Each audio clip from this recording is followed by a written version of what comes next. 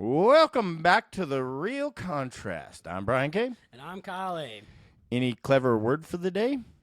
What do you say? Hey? What do you say? Hey. All right, let's dump straight into it. Anything on your mind that you want to talk about, Kyle? Gratitude. All right. Lots of gratitude. What's something you got on your mind you want to be thankful for, you want to share thankfulness with? Yeah. For one, I'm grateful for you. Thank you. I'm very grateful for you too, brother. Grateful for business, grateful for the weather, grateful for my life. I mean, waking up grateful will help you through your day. I can tell you that. Amen. There's a coaching program that I've gone through, and one of the things that they encourage you to do is every day wake up and reach out to 3 people and just give gratitude. Like there's 3 people in your life every day that you can be thankful for. And sometimes it's a teacher at school, sometimes it's your spouse. Usually that's the go-to, but sometimes it's your neighbor who, picked up a couple extra leaves out of your yard or something. Yeah. No, I think gratitude's just great to have. I believe firmly that when gratitude is the end result of receiving something, right? Gratitude is the end result of receiving something. Absolutely. So friendship, right? You're grateful for friendship. You've received a really quality friendship, right? Sure. So if you look at it in other terms, or if you won the lottery, you'd be really, really grateful. Yeah. So that is the end result of receiving something, and I firmly believe in my heart that it opens up your reality to receive more. Okay. So you receive Tough something. Tough concept. Wow. Okay, so you receive something, you're grateful for it, and because you're grateful for it, it opens you up to receive more. Absolutely. Love it. Yep. Love it. Well, and if you're not grateful for it, what do you get? Well, you get a whole bunch. You get a bag of coal. Bag of coal. Well, you probably get more. You probably get more headaches, right? The negative person has always got something negative to say, and more negative stuff happens in their life. Mm-hmm. Constantly. Positive people look at things positively, and positive things happen in their life. Man, that is so much the truth. So that's what I'm saying. It allows your body to set off an energetic vibration to the universe, and ultimately the universe responds back with goodness. I love it. Or negativity, and that's just solid thinking right there on Kyle. I love it. Yeah, wow, dude. Here it is. I was going to rant about someone who's been blasting me on, all these different websites for bad job, and now I just want to be grateful to the world and give love. Be grateful for him too. That person's going through a bad time in their lives, and we've all been there. And so what we got to do is shower out understanding and love, because their anger is their anger, not yours. Mm-hmm. That's on them. I've had people blast some weird stuff out that have never even used me, and I got them taken down real quick. I'm like, we don't even know this guy. This guy can't even spell, dude. You know what? I don't even know how to take him down. I'll be honest with you. I was thinking about it driving here, Kyle. And these reviews didn't just happen yesterday. I didn't even know it. Right. These reviews happened months ago. I have seen a couple that have popped up recently, but I'm like, I don't even know if people are checking Yelp or Travelocity before they hire a realtor. Yeah. And maybe I do know, because have you Googled your name lately? Yeah, mine's all 5 stars, baby. I know. Well, I haven't really asked for reviews. Yeah. And that's one of my downfalls. Ooh, that's a good topic. Reviews. Let's do reviews. Let's dive into it. Okay, so boom. Let's dive into reviews. Do you ask for reviews, and when do you ask for reviews if you do? I do ask for reviews when I remember to.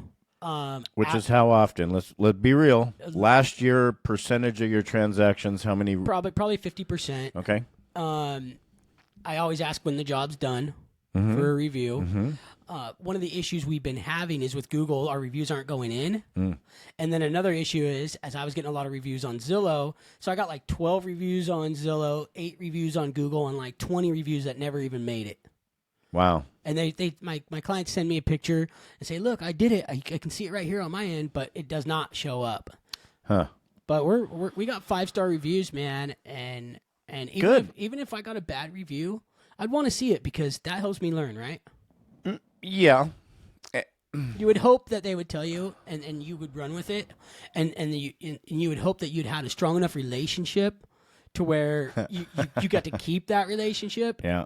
But no matter what, I really want the truth out there for us. Some people are just bonkers. Okay. Oh, yeah. Listen, part of this person's complaint is that I sold her a house that said it had a pantry in it, and it ended up not having a pantry in it.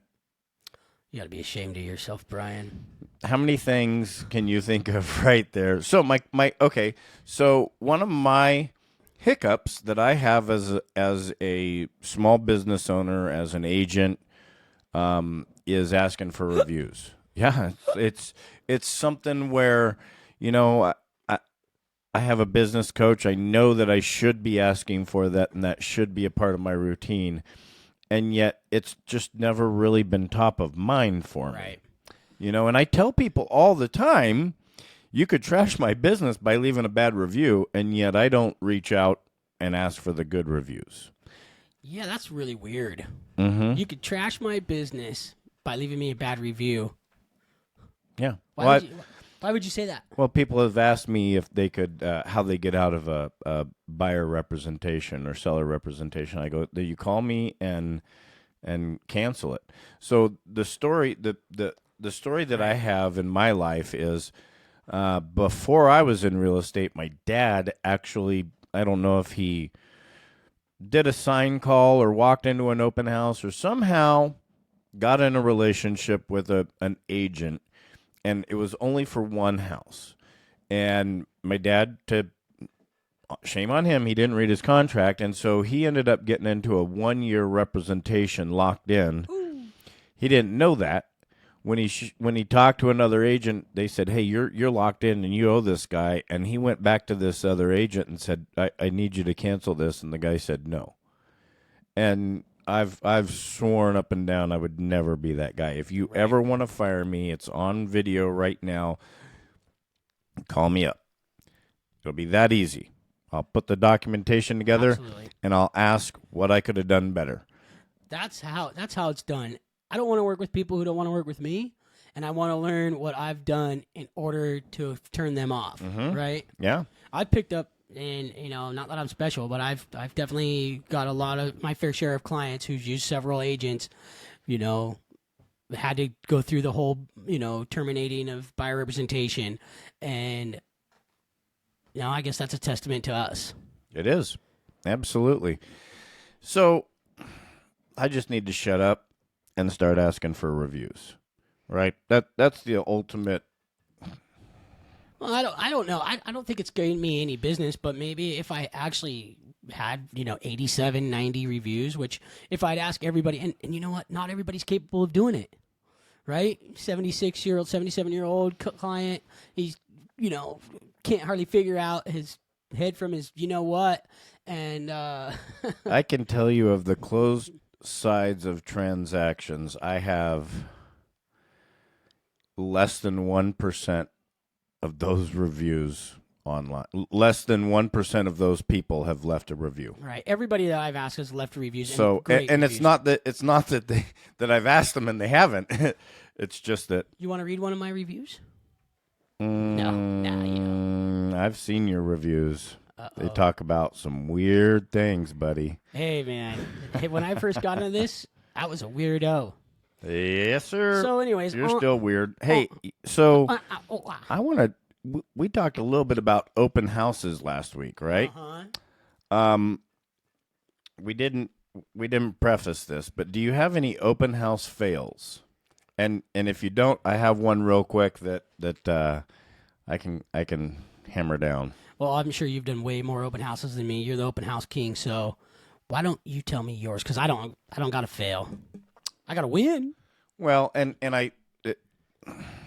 failures are just an opportunity for success, Absolutely. Right? The most successful people in this world have the most failures. So I don't look down on failures, but I was looking more. I think of some of this stuff as like kind of fun, and we could share it with other people out there because there's big don't do's.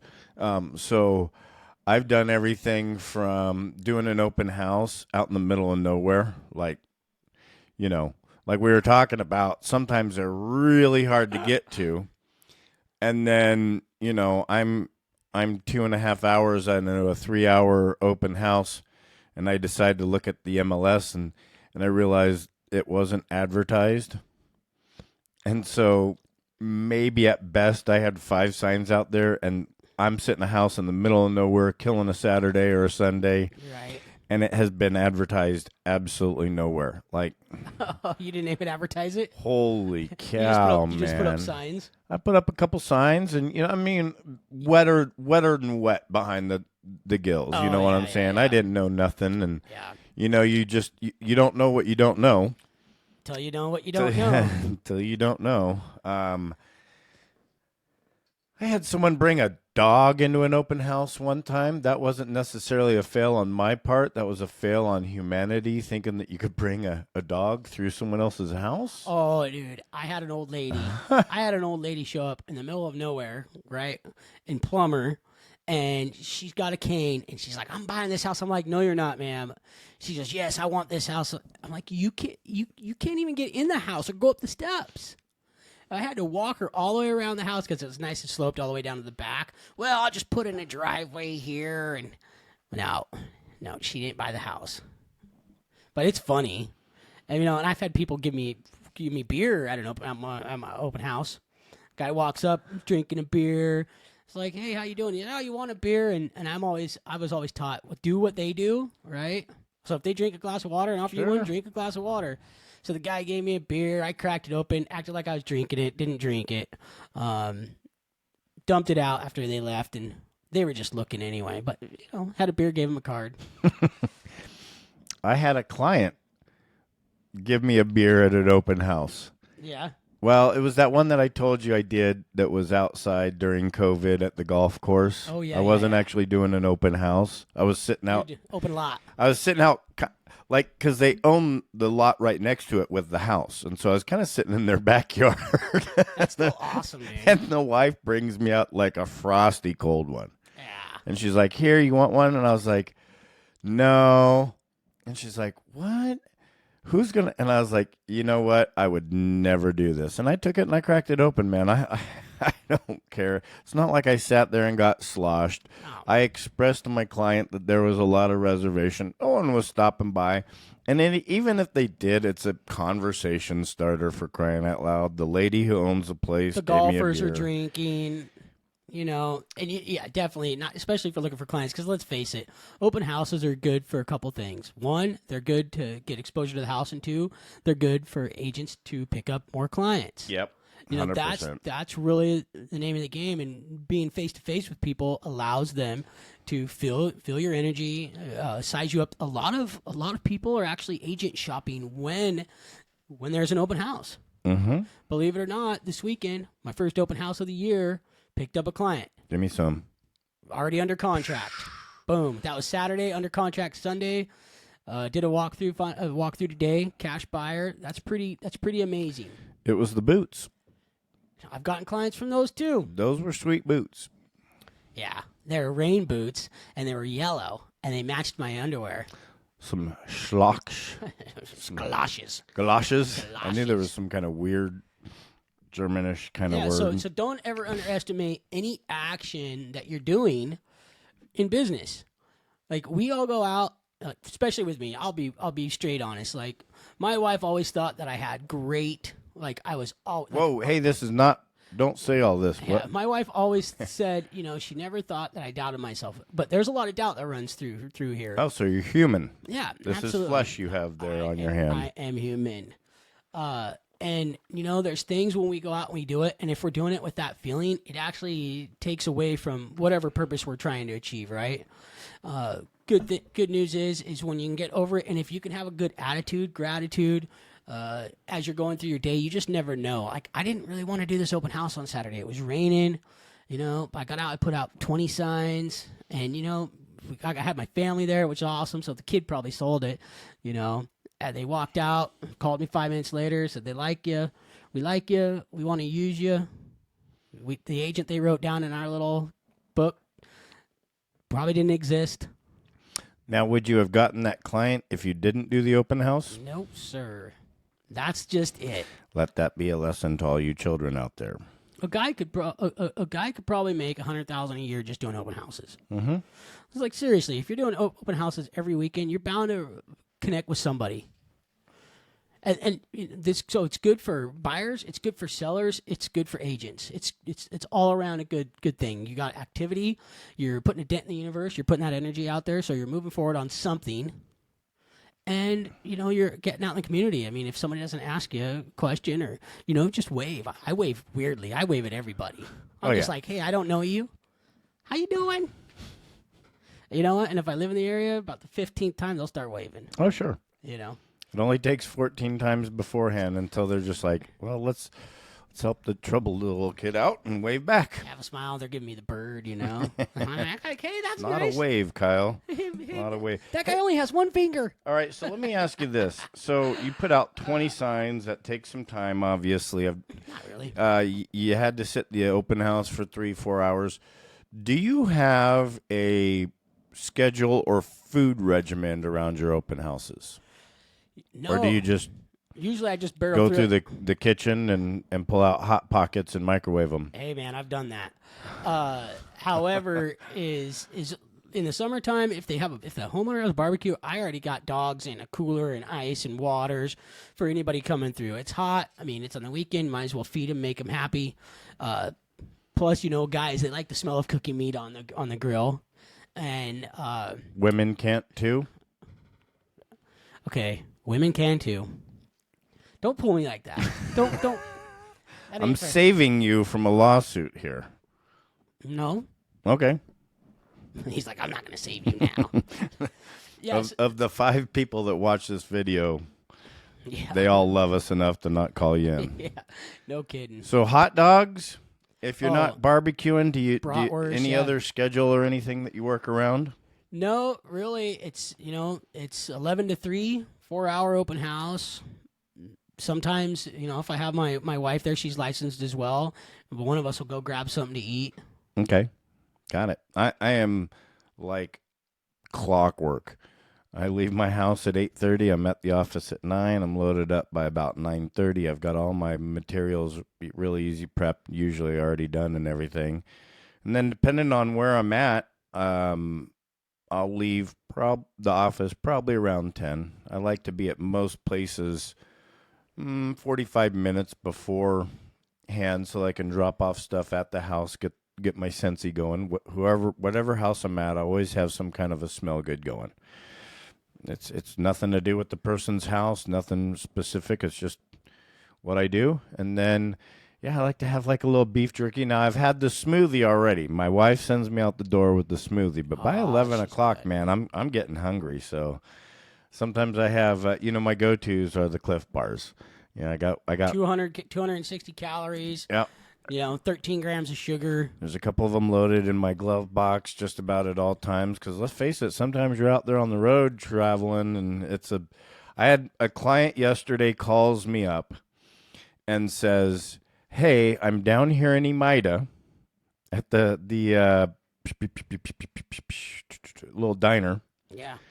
And he goes, the property that I bought, I came out here to, and my car's in the ditch, and you can only pull it one way. If you pull it the other way, it's going to flip over. Can you come and pull me out? And I'm like, sure. And so I'm like, we're putting a list of what I need together. I'm like, do you have something to pull with? He's like, I've got bungee. I'm like, okay, so I'm going to get, and luckily someone in the diner there was like, no. And so you're talking about gratitude. So this guy's stuck. He's calling the only person he knows in the area, which is his realtor that's almost 2 hours away. Which is his friend. Well, of course I'm his friend, but There I'm you 2 go. hours away. The universe works out to where he meets someone in small town USA who happens to be a neighbor, just a couple lots over.